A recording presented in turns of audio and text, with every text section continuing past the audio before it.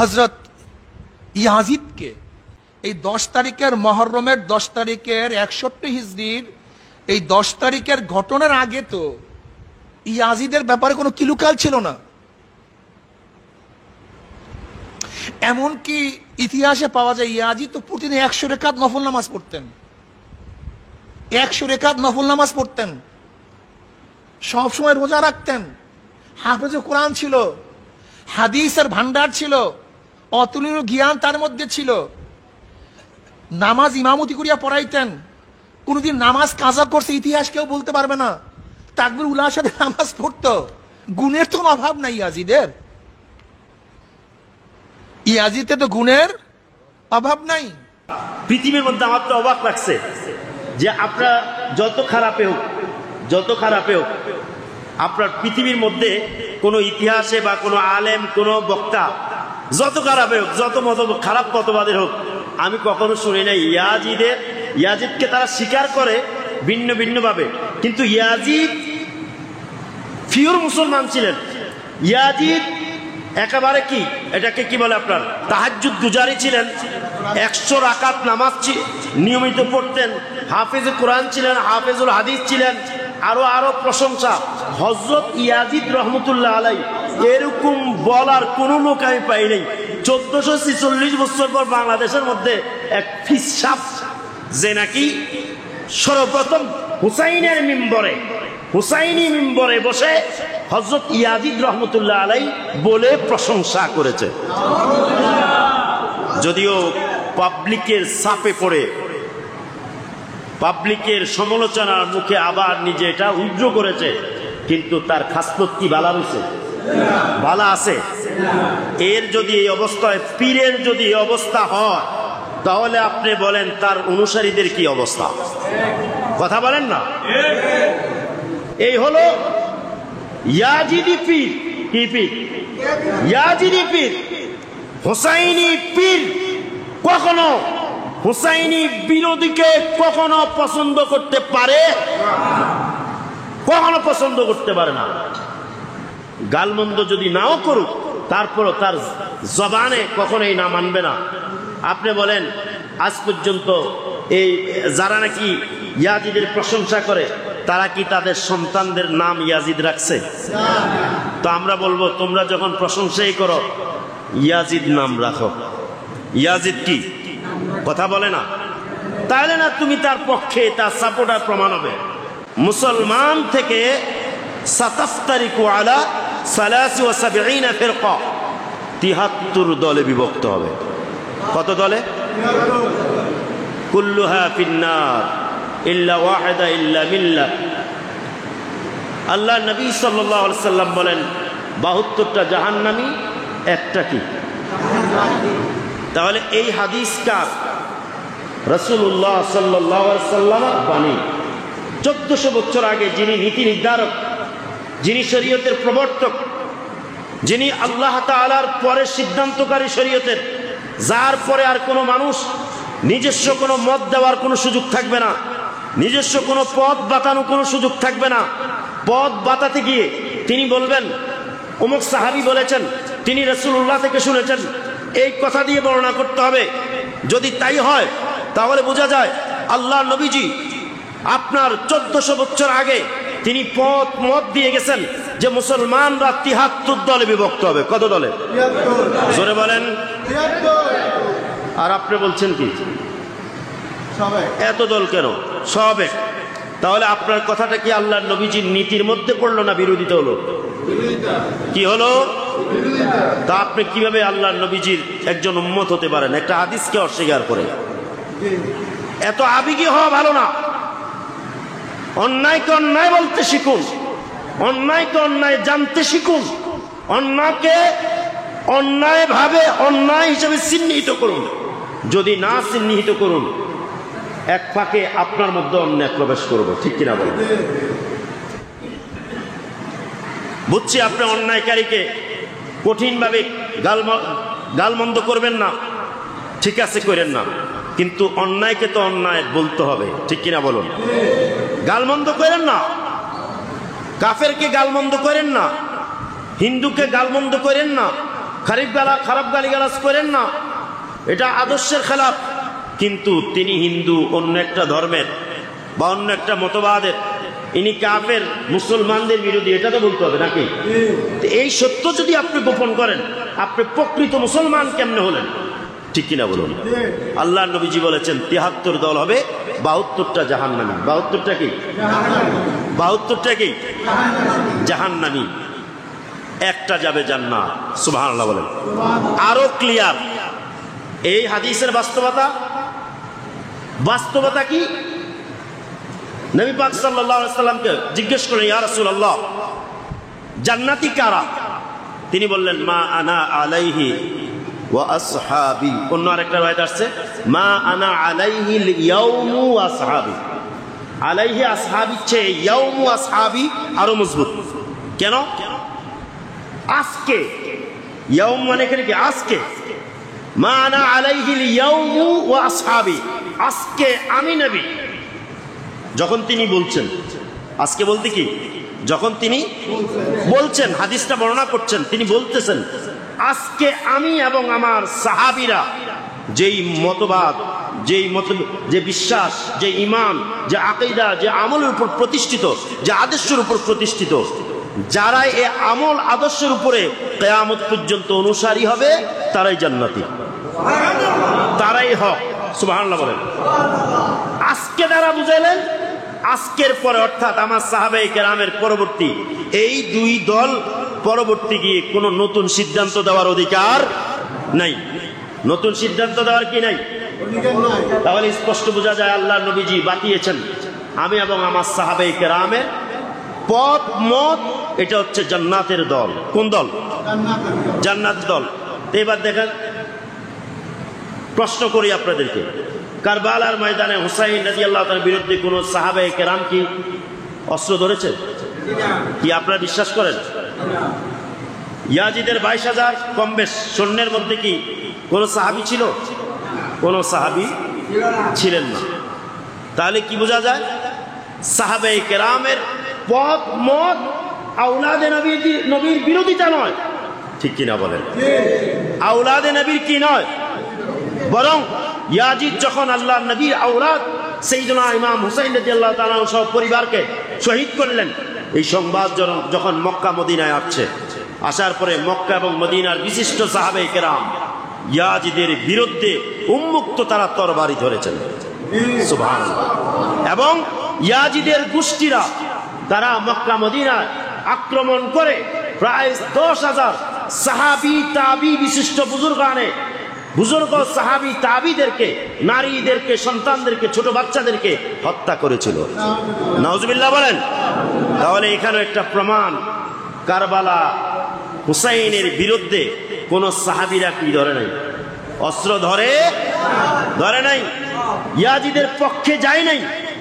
এটা আরেকটা প্রমাণ যে আজকে ইয়াজিদের পক্ষে যারা যাবে তারা কখনো হক পথ, সাহাবীদের পথের অনুসারী হতে পারে। আবার বাংলাদেশে কথিত একজন পিসাব, কিছু আছে পীর সাহেব, আর কিছু আছে পিসাব। এটা হচ্ছে বিষাক্ত, এটা লেবাসে নামে, কিন্তু তার কাজ হচ্ছে আপনার ইমান বিধ্বংসী বিষ ছড়িয়ে দেওয়া। ইমান বিধ্বংসী কি? বিষ ছড়িয়ে দেওয়া, মানুষের ইমান নষ্ট করা। পৃথিবীর মধ্যে আমার তো অবাক লাগছে যে আপনার যত খারাপে হোক, আপনার পৃথিবীর মধ্যে কোনো ইতিহাসে বা কোনো আলেম, কোনো বক্তা যত খারাপে হোক, যত খারাপ মতবাদের হোক, আমি কখনো শুনি নাই ইয়াজিদকে তারা স্বীকার করে ভিন্ন ভিন্ন ভাবে, কিন্তু ইয়াজিদ পিওর মুসলমান ছিলেন। ইয়াজিদ একেবারে কি, এটাকে কি বলে আপনার তাহাজ্জুদ গুজারি ছিলেন, 100 রাকাত নামাজ নিয়মিত পড়তেন, হাফেজ কোরআন ছিলেন, হাফেজুল হাদিস ছিলেন, আরো প্রশংসা। হযরত ইয়াজিদ রহমতুল্লাহ আলাইহি এরকম বলার কোন লোক আমি পাই নাই। 1446 বছর পর বাংলাদেশের মধ্যে এক ফিসাব যে নাকি সর্বপ্রথম হুসাইনি মিম্বরে বসে হযরত ইয়াজিদ রহমতুল্লাহ আলাইহি বলে প্রশংসা করেছে। যদিও পাবলিকের চাপে পড়ে, পাবলিকের সমালোচনার মুখে আবার নিজে এটা উগ্র করেছে, কিন্তু তার খাসলত কি বালা রয়েছে? বালা আছে। এর যদি এই অবস্থায়, পীরের যদি এই অবস্থা হয়, তাহলে আপনি বলেন তার অনুসারীদের কি অবস্থা? কথা বলেন না। এই হলো ইয়াজিদি পীর। কি পীর? ইয়াজিদি পীর। হুসাইনি পীর কখনো হুসাইনি বিরোধীকে কখনো পছন্দ করতে পারে? কখনো পছন্দ করতে পারে না। গালমন্দ যদি নাও করুক, তারপরও তার জবানে কখনোই না মানবে না। আপনি বলেন আজ পর্যন্ত এই যারা নাকি ইয়াজিদের প্রশংসা করে, তারা কি তাদের সন্তানদের নাম ইয়াজিদ রাখছে? তো আমরা বলবো, তোমরা যখন প্রশংসাই করো, ইয়াজিদ নাম রাখো। ইয়াজিদ কি? কথা বলে না। তাহলে না তুমি তার পক্ষে, তার সাপোর্টার প্রমাণ হবে। সাইয়েদনা হুসাইন রাদিয়াল্লাহু তাআলার দিকে তাকান। ওনার 3 জন ছেলে। কয়জন ছেলে? 3 জনের নাম আলী। 3 জনের নাম কি? জোরে বলেন না।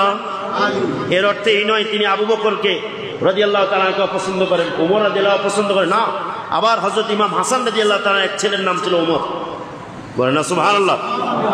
এই নয় যে ওনারা পছন্দ করেন, কিন্তু দেখেন নিসবত রাখার জন্য, মাওলা আলীর সাথে নিসবত রাখার জন্য নিজ সন্তান, 3 জন সন্তান, ছেলে সন্তান, 3 জনের নাম রেখেছেন আলী। একজন প্রথম জনের নাম হলো আলী। ওনার নাম কি? ওনাকে পৃথিবীবাসী চিনে জৈনুল আবিদিন হিসেবে। কি হিসেবে চিনে? জৈনুল আবিদিন। এটা ওনার নাম নয়, এটা হচ্ছে ওনার উপাধি। জৈনুল আবিদিন হচ্ছেন সারা পৃথিবীর সমস্ত ইবাদতকারীদের সৌন্দর্য। সুবহানাল্লাহ বলেন। ওনার যুগের ইমামরা ওনার ব্যাপারে তাসকিয়া করেছেন, ওনার ব্যাপারে তাকরিজ করেছেন, এইভাবে প্রশংসা করেছেন যে আমাদের চোখে আমরা কখনো এরকম ইবাদত গুজারি ব্যক্তি আর কখনো দেখি নাই। হযরতে সাইয়্যিদুনা জৈনুল আবিদিনের মতো। জোরে কোন সুবহানাল্লাহ। জৈনুল আবিদিন, এইজন ওনার উপাধি হচ্ছে জৈনুল আবিদিন। কথা বুঝছেন তো? আমি বলছিলাম যে ওনার মূল নাম কি? আলী। ওনার পরের ভাই মেজু ভাইয়ের নাম কি? আলী। এর পরের ভাইয়ের নাম কি? আলী। তো পার্থক্য করার জন্য প্রথম জনের নাম শুধু আলী, দ্বিতীয় মেজু ভাইয়ের নাম আলী আকবর। আকবর দিয়া বড় জনের থেকে কি করেছে? পার্থক্য করেছে। তৃতীয় নাম্বার, ওনার নাম আসগর শব্দটা যোগ করে ওনাকে আলাদা করেছে। মানে আলী, আলী আকবর, দ্বিতীয় বড় আসগর, তিনি হচ্ছেন ছোট আলী। জোরে করেন না সুবহানাল্লাহ। এটা কি প্রমাণ করে? কি প্রমাণ করে? আপনি কি শিয়া বলতে পারবেন? না। ইমাম হুসাইন কি শিয়া বলবেন? শিয়া বলবেন? আমাদের তো এখন আমাদের সুন্নি মনা অনেক আলেমরাই কি এমন ভাবে কথা বলে, লিখতে চায় না, বক্তব্য দিতে চায় না, ঠিক করে লেখালেখি করে না আওলাদে নবীর পক্ষে। কেন? ওনারা মনে করেন যে এরকম যে লিখতে গেলে বেশি বেশি লিখলে মানুষ সন্দেহ করবে এমনও শিয়া, এমনও কি, এমনও কি। এরকম যদি নাম 3 ছেলের নাম রাখে, তাহলে একজনে কবে নিচ্ছে শিয়া, অন্য দূরে কেউ কোন লাগতো। আমাকে সুন্নি অনেক লোক আছে এরকম এখন আছে, শিয়া বলার ভয়ে নবীর আওলাদের মোহাব্বতে অনেকাংশ ছেড়ে দিয়েছে। নাউজুবিল্লাহ বলেন। তাহলে হুসাইন রাদিয়াল্লাহু তাআলা আনহু কি দেখায় গেছেন যে মাওলা আলীর সাথে নিসবতটা কিরকম হবে, উনি এটা প্রমাণ করে গেছেন। 3 সন্তানের নামে আলী দিয়ে রেখেছেন। জোরে কোন সুবহানাল্লাহ। সম্মানিত উপস্থিতি, বলছিলাম আমাদেরকে, আমি তো আর সব আলোচনা করতে পারবো না, সংক্ষিপ্ত যেহেতু, আপনাদেরকে তাহলে কারবালা সংগঠিত হওয়ার পিছনে রহস্য কি? রহস্য কি? হুজুর গৌস পাক রাদিয়াল্লাহু তাআলা আনহু বুনিয়াদুত তালিবিন কিতাবে লিখেছেন, ইমাম হুসাইন রাদিয়াল্লাহু তাআলা আনহুর যে কারবালার শাহাদাত, এটা তিনি লিখেছেন, এটাকে জের ধরে তোমরা শোক পালন করবে না। কি করবে না? শোক পালন করবে না। তিনি শিয়াদেরকে রদ করেছেন, শোক পালন করবে না। তো আবার এটা কি আনন্দের? এর অর্থ আনন্দ তোমরা প্রকাশ করবে নাসিবীদের মতো, তাও নয়। খারিজিদের মতো আনন্দ প্রকাশ করবে তাও না। খারিজিরা তো এগুলা একেবারে কি বলে পাত্তাই দেয় না, তাদের মাথাও নাই। এখন সারা বাংলাদেশের মধ্যে, বিশেষ করে বিশ্বের মধ্যে দুইটা দল আওলাদে নবীদের কি স্মরণ করছে। একটা হচ্ছে শিয়া, আর হচ্ছে সুন্নি। আর কে কথা বলেন না? আর কে? তাহলে শিয়া তারা স্মরণ করছে, তাদের স্মরণটা সহি না, শুদ্ধ না, ইসলামী শরীয়ত মতে না। তারা মাতম করে, শোক করে, তারা নাজাইজ কাজ করে, নিজের শরীরে আঘাত করে, ঠিক কিনা বলেন?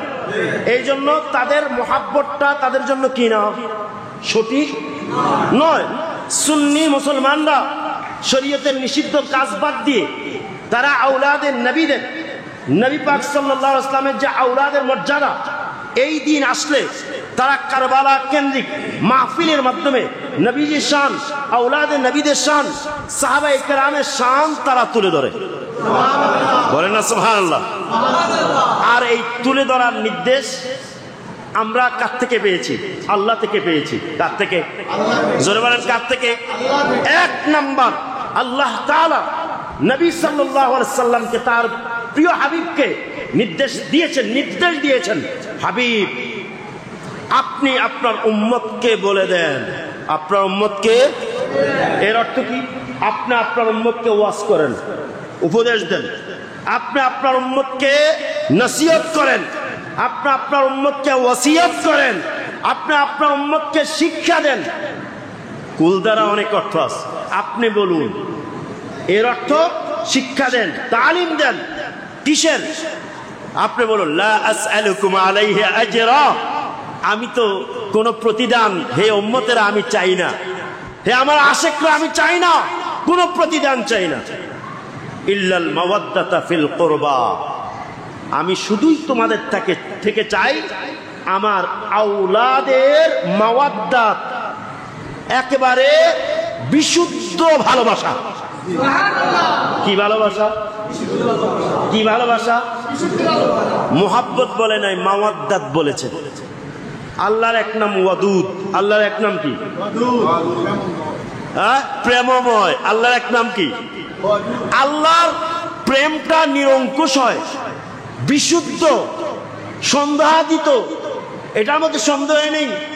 আল্লাহ এমন প্রেমিক, এত প্রেমময়, আল্লাহ ওই শব্দটাই ব্যবহার করেছেন, মুহাব্বত বলেন নাই। আপনারা তো মুহাব্বত বলেন, কিন্তু আল্লাহ মাওয়াদ্দাত ব্যবহার করেছেন। যেই মাওয়াদ্দাত হচ্ছে এমন প্রেম যেটার মধ্যে কোনো লুকোচুরি নেই, যেটার মধ্যে কোনো সন্দেহ নেই, যেটার মধ্যে কোনো কি ধরনের কি স্বার্থ নেই। নিঃস্বার্থভাবে আপনার পরিবারকে যেন আপনার উম্মত ভালোবাসে, এই কথাটা আপনার উম্মতকে আপনি জানিয়ে দেন। জোরে বলেন না সুবহানাল্লাহ। কি বুঝলেন? মুহাব্বতের মধ্যে লুকোচুরি আছে। কি আছে? কথা বলে না, স্বার্থ থাকে। এই জন্য আল্লাহর ওয়াদুদ নামের সেই মাওয়াদ্দা শব্দটা ব্যবহার করেছেন। জোরে কোন সুবহানাল্লাহ। এই জন্য নবীর আওলাদের মুহাব্বত, মাওয়াদ্দাত উম্মতের উপর ফরজ। বলেন না সুবহানাল্লাহ। হযরত সাইয়্যিদুনা ইমাম শাফিঈ রাদিয়াল্লাহু তাআলা, যিনি আহলে বাইত রাসূল, ইমাম শাফিঈ রাদিয়াল্লাহু তাআলা আনহু, তিনি তার কবিতার মধ্যে লিখছেন, ইয়া আলা বাইতি রাসূলিল্লাহি হুব্বুকুম ফারদুন ফিল কুরআনি আনজালা। হে আলে রাসূল, হে নবীর পরিবার, হে নবীর পরিবার, আপনাদের মুহাব্বত ফরজ। এই কথাটা কোরআনের মধ্যে আল্লাহ তাআলা নাজিল করেছেন। আপনারা কি বুঝতেছেন? হে নবী পরিবার, আপনাদের ভালোবাসা ফরজ। এই কথাটা আল্লাহ কোরআনে কি করেছেন? কথা বলে না, নাজিল করেছেন আয়াতে কারিমা দ্বারা। কোন আয়াত? কুল লা আসআলুকুম আলাইহি আজরান ইল্লাল মাওয়াদ্দাতা ফিল কুরবা। এরপরে তিনি বলছেন, ইয়াকফিকুম মিন আযীমিল ফাকরি, ইয়াকফিকুম মিন আযীমিল ফাকরি, আপনাদের গর্ব গৌরবতা যথেষ্ট, আপনাদের গৌরবতার ক্ষেত্রে কি যথেষ্ট। আযীমিল ফাকর, মহা গৌরবতা। কিরকম? কি দিয়া?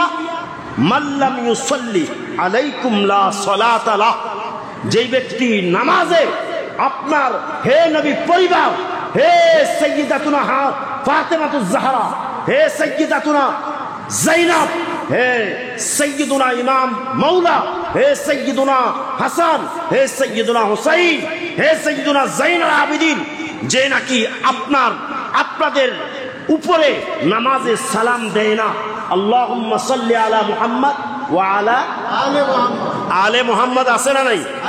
যে আলে মুহাম্মদ বাদ দিবে লা সালাতা লাহ, তার তো নামাজই নাই।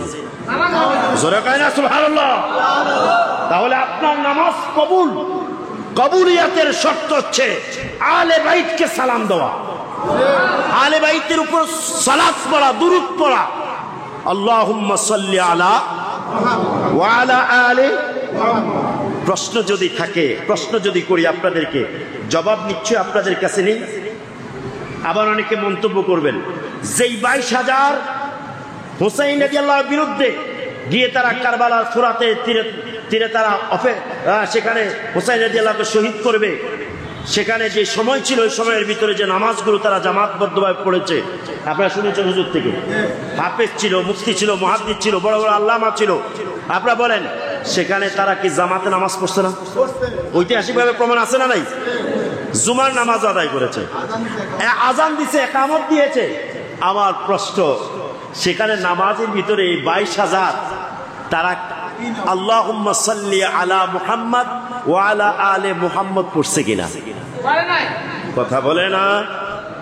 একজন বলছে পড়ে নাই, একজন বলে কি, আর সবাই বলবে পড়ছে, হয়তো মনে নেই। ধরুন এই যে একটা চিন্তা, কিন্তু আমি যদি বলি তারা পড়ে নাই, এটা অশুদ্ধ নয়। কেন জানেন আপনারা? বুখারী শরীফে আমি পেয়েছি তাশাহুদে যে আসসালামু আলাইকা আইয়ুহান নবী, এই কথাটা আহলে হাদিস, কথিত যে আহলে হাদিস, এরা মুসলমান না। এরা কি না? এরা মুসলমানের মধ্যে একটা সম্প্রদায়। এরা কি? আপনারা কি জানেন কাদিয়ানীরা যে মুসলমান বলে নিজেদেরকে? মুসলিম জামাত বলে না? কাদিয়ানীরা মুসলমান বলে কি বলে না? বলে কি বলে না? তো এই আহলে হাদিস, কথিত আহলে হাদিস, এরাও মুসলমান। এরা কি? এদের কাছে মুসলমানের অনেক শর্ত পাওয়া যায়, অনেক কি শর্ত পাওয়া যায়, ওই বিষয়ে যাচ্ছি না। ধরে রাখবেন অমুসলমান, কারণ অমুসলমান যদি না হয়, ওই যে হুসাইন রাদিয়াল্লাহু আনহু বলছেন তোমাদের মধ্যে কি কেউ মুসলমান নেই? তো এই প্রশ্ন কারে করেছেন? ইয়াজিদ বাহিনীকে।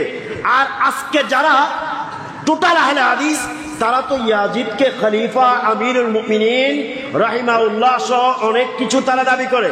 তাহলে বোঝা যায় তারা হুসাইনি মুসলমান। আর যারা হুসাইনি মুসলমান নয়, তারা প্রকৃত ইমানদার না।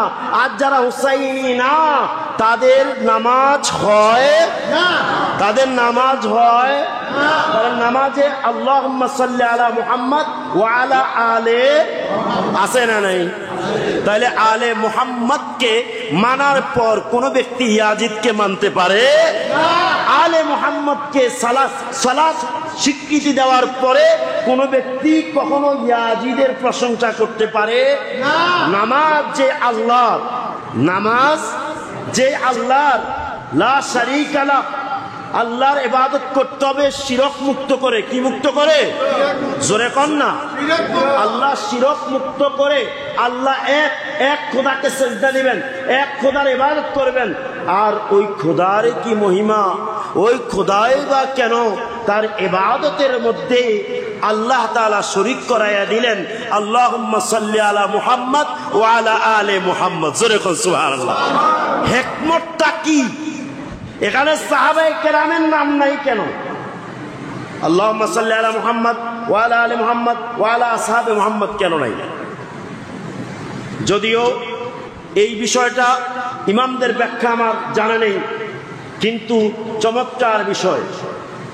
এক নাম্বার হচ্ছে নবী পাক সাল্লাল্লাহু আলাইহি সাল্লাম তার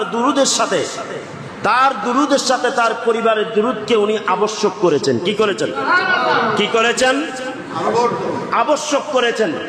দুই নাম্বার, আল্লাহর নবীর উপর দুরূদ পড়া আল্লাহ আবশ্যক করেছেন আমাদের উপরে, আর নবীর আওলাদের উপর দুরূদ পড়া নবীজি আবশ্যক করেছেন, এ একটা কারণ।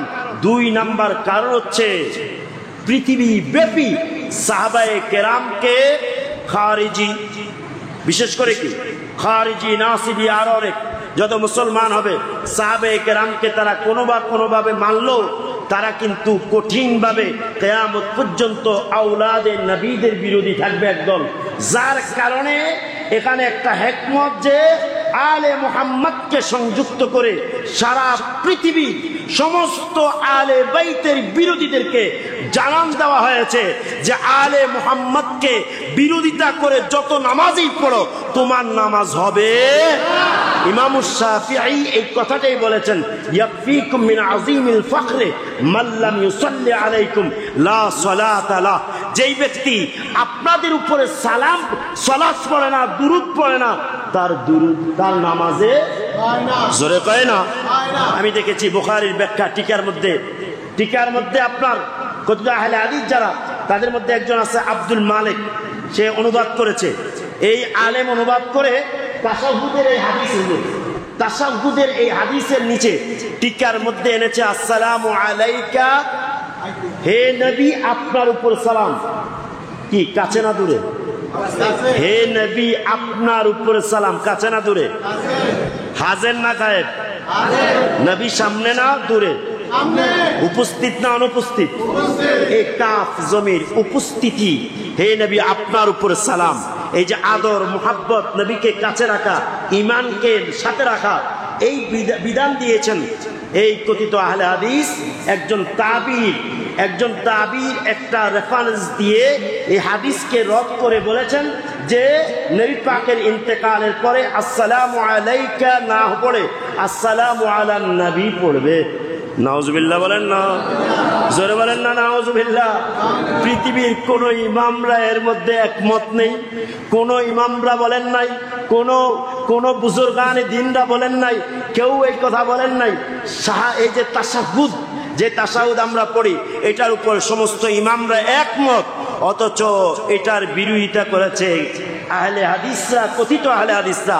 তাহলে স্পষ্ট বোঝা যায়, ওই যে আমি বলেছিলাম তারা অমুসলমান, তারা নবীজির বিধানকে পর্যন্ত কি করেছে বাতিল করে দিয়ে নিজেদের মন গড়া অথবা নিজেরা সহি বলতে বলতে নিজেরা অনেক সময় একেবারে দুর্বল, একেবারে মৌদু পর্যায়ের হাদিসকে সুন্নিদের বিরুদ্ধে পিট করে। বলেন না নাউজুবিল্লাহ।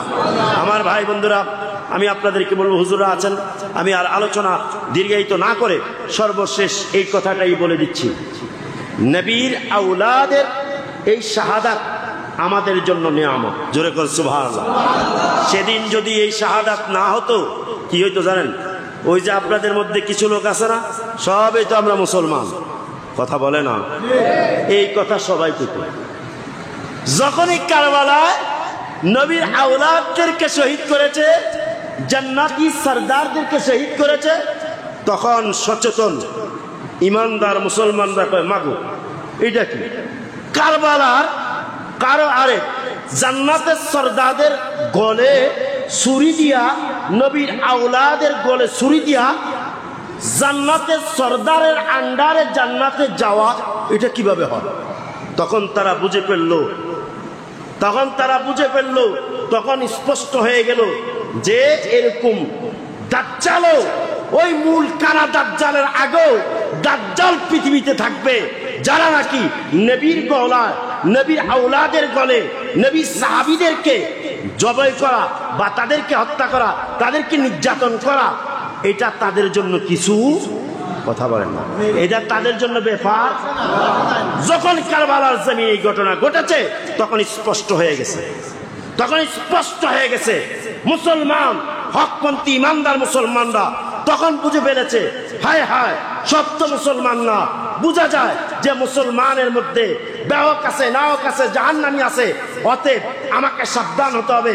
এরা মুসলমান না, এদের সাথে চলাফেরা, খাওয়া দাওয়া, উঠা বসা, এদের সাথে বিবাহ বিনোদন সব কিছু হারাম। জোরে বলেন সব কিছু কি? হুজুর গৌস পাক রাদিয়াল্লাহু তাআলাকে তারা খুব মানে। আহলে হাদিসরা অনেক সময় আকীদার ক্ষেত্রে ওনাকে খুব গুরুত্ব দেয়। কার ক্ষেত্রে? কারণ উনি হাম্বলি মাযহাবের। কোন মাযহাবের? গৌসে পাক হাম্বলি মাযহাবের। খুব গুরুত্ব দেয় আকীদার ক্ষেত্রে। তো এটা আরো একটা কারণ আছে, তো গুরুত্ব দেয়। অথচ হুজুর গৌসে পাক আল ফিরাক ওয়াল মাযাহিব অংশের মধ্যে তিনি এই হাদিস এনেছেন যে তোমরা কি করবে, তোমরা বাতিলদের সাথে কি করবে না, ওয়ালা তুনাকিহুহুম ওয়ালা তুআকিলুহুম, তাদের সাথে বিবাহ বিনন্দ করো না, তাদের সাথে খাওয়া দাওয়া করো না, ওয়ালা তুসাল্লু মাআহুম, তাদের সাথে নামাজও পড়ো না। তাদের সাথে কি জোরে কয় না, তাদের সাথে নামাজও পড়ো না। ওয়ালা তুসাল্লু আলাইহিম, এবং তাদের উপরে জানাজার নামাজও পড়ো, জোরে কয় না, নামাজও জানাজাও পড়ো না। কেউ মরলে জানাজাও পড়ো না। কি পড়ো না? হুজুর গাউসে পাক এই হাদিস আনছে কেন? এই হাদিসের পরে অংশ আছে হাল্লাত আলাইহিমুল লাআনাতু। কারণ কি জানেন? তাদের আকীদা খারাপের কারণে আল্লাহর অসন্তুষ্টি সবসময় লানত তাদের উপরে থাকে। এই জন্য তোমার আল্লামা হোক ইয়া হোক, তার কাছে লানত থাকি বিদায় তার লগে যদি সম্পর্ক করো তুমিও লানতের ভাগী হবা। বলেন না নাউজুবিল্লাহ। কারেন্টে শর্ট করে কয়জন রে? জোরে কয় না। কারেন্টে ধরে কয়জন রে? একজনে দইরা পইরা রয়েছে, আরেকজনে ভুলে যায় তার গাও টাচ করছে। কি করছে? হেরে ধরছিল। তো এত কারেন্টে ধরে নাই, এ তো মানুষরে ধরছে। কথা বলে না ঠিক। বাতিলদের সাথে বেদাতি, এরা প্রকৃত বেদাতি, যাদের আকীদা ইসলামী আকীদা না, যাদের আকীদা নবী সাল্লাল্লাহু আলাইহি ওয়াসাল্লামের সাহাবীদের আকীদা না, আর ইমামদের আকীদা না, তারা হচ্ছে প্রকৃত বেদাতি। আর এই বেদাতিদেরকে, এই বেদাতিদের সাথে যদি আপনি, বাতিলদের সাথে যদি আপনি, ইয়াজিদ প্রেমীদের সাথে যদি আপনি চলাফেরা করেন, তাহলে হাদিসে আছে তাদের উপর লানত আল্লাহর অবধারিত। আর তোমরা যদি তাদের সাথে থাকো তোমাদেরও উপরে লানত আসবে। কি আসবে না? কেমনে? সঙ্গ যদি দেন কয়দিন পরে দেখবেন আপনি বলবেন মিলাদ পড়তো কি এটা বেদাত। কথা বলে না কি শুরু হয়ে গেছে নি? কয়দিন পর কইব যে জিয়ারতে তো এমনি করার দরকার কি, গরব হইয়া করলইব, হয়েছে নি? কয়দিন পরে কইব মা বাপ মারা গেছে, তারপরে বলবে যে এতদিন চুপ, মা মারা গেছে বাপ মারা গেছে, কয় না এটি দরকার নাই, টিয়া যা আছে ওই মাদ্রাসাত দিয়ে দিব, এটি খাওয়ান জায়েজ নাই। বলেন না নাউজুবিল্লাহ। এই যে একটা একটা করে তার মধ্যে ঢুকছে, একটা একটা করে কি ঢুকছে। তাহলে বলেন সঙ্গের কারণে আকীদা নষ্ট হচ্ছে কিনা? আলটিমেটলি আপনি লানতের ভাগী হচ্ছেন কিনা? এরপর আস্তে আস্তে করে আপনার মধ্যে বিষ ঢুকিয়ে দিয়ে আপনাকে ঈমান নষ্ট করে ফেলবে। তাহলে এই জন্য তাদের সাথে সঙ্গ দেওয়া জায়েজ নাই, হারাম হারাম হারাম। যদিও একদল বলবে হাদিসটা তো সহি না, আমার সহি আর দঈফের দেখার দরকার নাই, আমার ইমাম, আমার তাজুল আরিফিন, তাজুল আউলিয়া, সৈয়দুল আউলিয়া, সুলতানুল আউলিয়া হুজুর গৌসুল আজম দস্তগীর রাদিয়াল্লাহু তাআলা আনহু, তার জামানা থেকে এই পর্যন্ত সারা পৃথিবীর বুজুর্গরা দিনরা ওনারা মানছে না মানে নাই? মানছে না মানে নাই? আমি নতুন করে এখানে মন্তব্য দিতে চাই না। উনি যখন হাদিসটাকে বেদাতীদের বিরোধী, বাতিলদের বিরুদ্ধে যখন হাদিসটা দলিল হিসেবে ওনার কিতাবে আনছেন, তখন আমার জন্য এটা দলিল যে এখানে যদি আমি আত্মীয়তা করি হুজুর গৌসে পাকের নীতির বিরোধিতা হলো। আমি যদি আত্মীয়তা করি তাহলে আমার হুজুর সাল্লাল্লাহু আলাইহি সাল্লামের নীতির বিরোধিতা হলো। আমি সর্বশেষ বক্তব্যটা দিয়ে জানিয়ে দিতে চাই, সাইয়েদনা ওসমান রাদিয়াল্লাহু তাআলাকে যখন 35 হিজরিতে ওনাকে শহীদ করা হলো, আপনারা বলেন তো হযরত ওসমান রাদিয়াল্লাহু তাআলাকে শহীদ কারা করেছে? মুসলমানরা। কারা করেছে? জোরে বলেন কারা করেছে? এখানেও কোন সাহাবী ছিল, তবে প্রচুর হাজার হাজার সাহাবীদের তখন অবস্থান ছিল, কিন্তু একজন সাহাবী ওই হত্যাকাণ্ডে ছিল। জোরে কন্যা সুবহানাল্লাহ। কারণ কি এই প্রসঙ্গ কেন বলি? যাতে কোনো ব্যক্তির মাথায় এটা না কাজ করে কোন সাহাবী অন্যায় কাজে ছিল। কারণ আল্লাহ তাআলা স্বীকৃতি দিয়েছেন রাদিয়াল্লাহু আনহুম ওয়া রাদু আন, আল্লাহর প্রতি তারা সন্তুষ্ট, আল্লাহ তাদের উপর সন্তুষ্ট। জোরে কন্যা সুবহানাল্লাহ। সর্বশেষ বলছি যে ওসমান রাদিয়াল্লাহু তাআলাকে হত্যা করেছে কারা? তাও মুসলমান। তাও কে? মুসলমান হত্যা করেছে। হত্যা করার পরে আপনি দেখেন সাহাবায়ে কেরাম সাবধান হয়ে গেলেন। তারা এবার একটা নীতি প্রণয়ন করলেন। কি প্রণয়ন করলেন? আরে সর্বনাশ, মুসলমানরা কি করতেছে? মারতেছে। কোন মুসলমানরা মারে? নবী সাহাবীকে, নবীর কি খলিফাকে মারতেছে। খলিফাকে হত্যা করা তো নবীকে হত্যার শামিল। কথা বলেন না, জোরে বলেন না। এত বড় জঘন্য কাজ মুসলমানদের থেকে হচ্ছে, ফিতনা শুরু হয়ে গেছে। তখন সাহাবায়ে কেরাম সাবধান হয়ে গেলেন। 35 হিজরি থেকে তখন তারা দুইটা নাম রাখলেন। কয়টা নাম? মুসলমানদের কয়টা নাম রাখছেন? একটা নাম, খেয়াল করুন, উনজুরু ইলা আহলিস সুন্নাহ। সুবহানাল্লাহ। 35 হিজরিতে সাহাবায়ে কেরাম বললেন, কোন ব্যক্তি যখন হাদিস বর্ণনা করত, আপনারা করেন না অনেক সময়, আয়েশা বলেন না হাদিসে আসছে, তখন সাহাবায়ে কেরাম এইভাবে হাদিস গ্রহণ করতেন না। বলার সাথে সাথে বলতেন, আগে বলো তোমার পরিচয় কি। কথা বলেন, আগে বলো তোমার নাম কি। বলতো আমার নাম অমুক। তোমার বাড়ি কোথায়? অমুক বাড়ি। তোমার বাবার নাম কি? অমুক। তখন তারা যাচাই করে দেখতো, এটা তো দেখা যায় দুশ্মনের রাসূল, এটা তো দেখা যায় ওসমানের বিরোধী। এরা কি ওসমানের বিরোধী? এটা ওমর রাদিয়াল্লাহু বিরোধী ছিল। তখন সাহাবায়ে কেরাম কি বলতেন, যে তারা উনজুরু ইলা আহলিস সুন্নাহ, তোমরা আহলে সুন্নাতের দিকে তাকাও। কারা সুন্নতের পরিবার?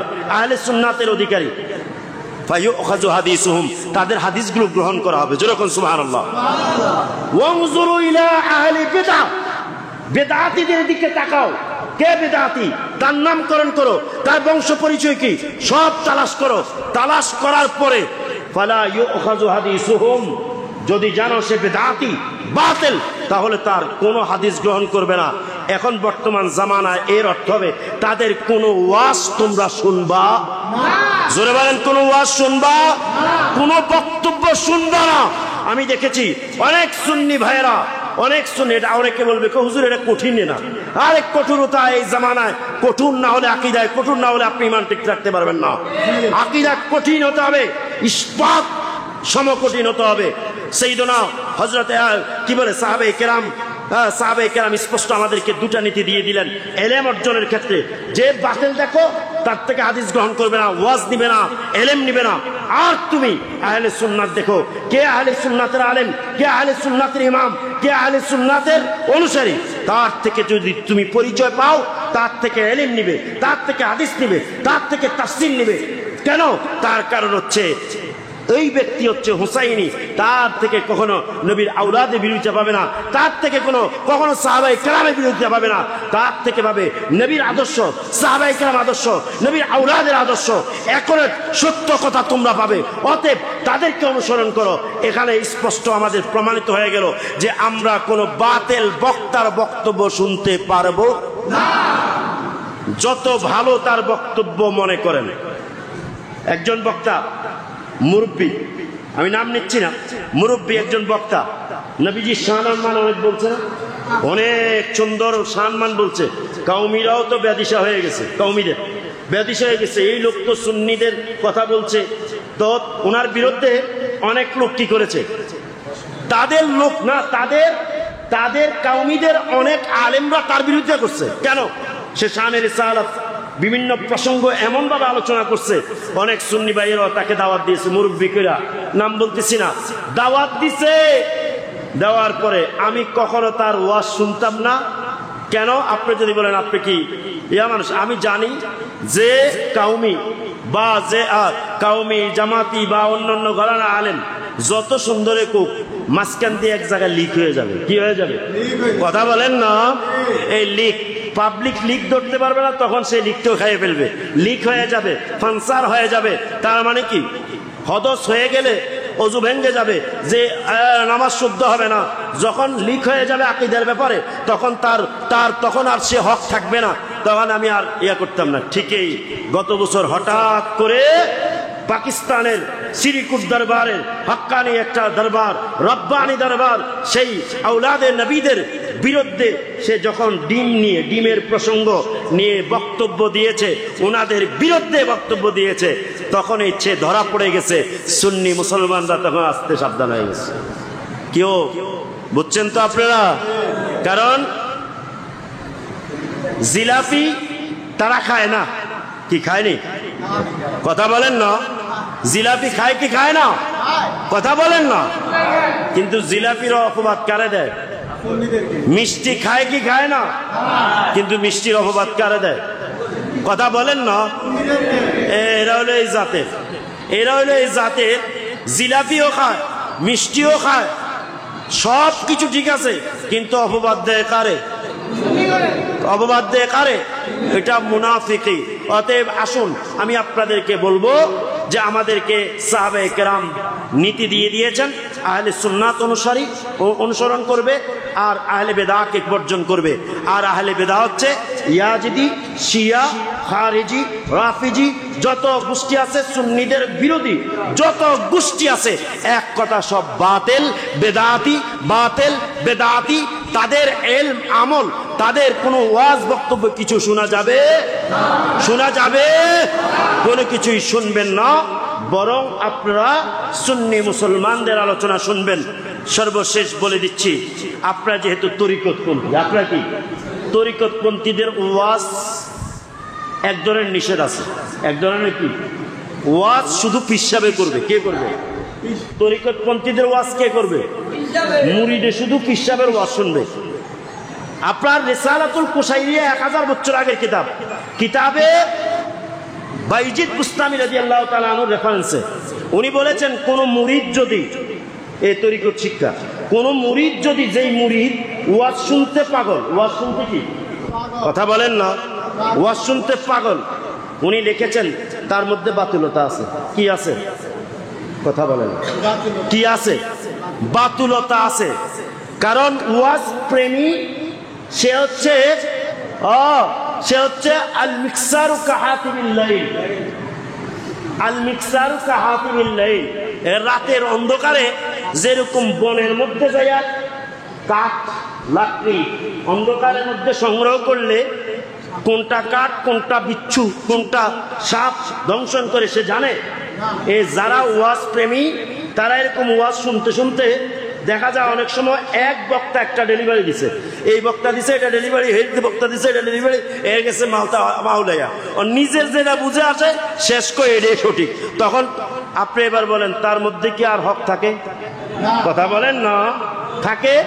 এই জন্য যদি হয় একেবারে সুন্নি, সুন্নির মধ্যে বড় আলেম, বুজুর্গ আলেম, কামেল আলেম, কিতাবি আলেম, তাদের ওয়াজ শুনবেন। শেষ জামানা শোনা দরকার আছে। সম্মানিত উপস্থিতি, ওলামায়ে কেরামরা আছে, হয়তো আমাকে বাধা দেন না, এই জন্য চালিয়ে গেছি। আলহামদুলিল্লাহ। আপনাদেরকে বলবো, নবীর আওলাদের মোহাব্বত ঈমান, নবীর আওলাদের মোহাব্বত জান্নাত জাহান্নাম হারামের কারণ, আর নবীর আওলাদের দুশ্মনী ইন্নাল্লাযীনা ইউযুনাল্লাহু ওয়া রাসূলাহু লা'নাহুমুল্লাহু ফিদ দুনিয়া ওয়াল আখিরাহ, দুনিয়া এবং আখিরাতে আল্লাহর গজব, লানত তাদের উপর, আল্লাহর গজব তাদের উপর যারা নবীর আওলাদকে কষ্ট দিবে, নবীকে কষ্ট দিবে, তাদের উপর আল্লাহর গজব। তাদের উপর কি? এটার সাথে যুক্ত করলাম সাহাবায়ে কেরামকে যারা কষ্ট দিবে তাদের উপর আল্লাহর গজব, তাদের উপরও কি? কারণ সাহাবী এবং আওলাদে নবী দুই দলই হচ্ছে ঈমানের অংশ। ঈমানের কি? আল্লাহ আমাদেরকে কবুল করুক, আমিন। হক বুঝার তৌফিক দিক। ওয়া মা আলাইনা ইল্লাল বালাগ। আসসালামু আলাইকুম ওয়া রাহমাতুল্লাহি ওয়া বারাকাতুহু।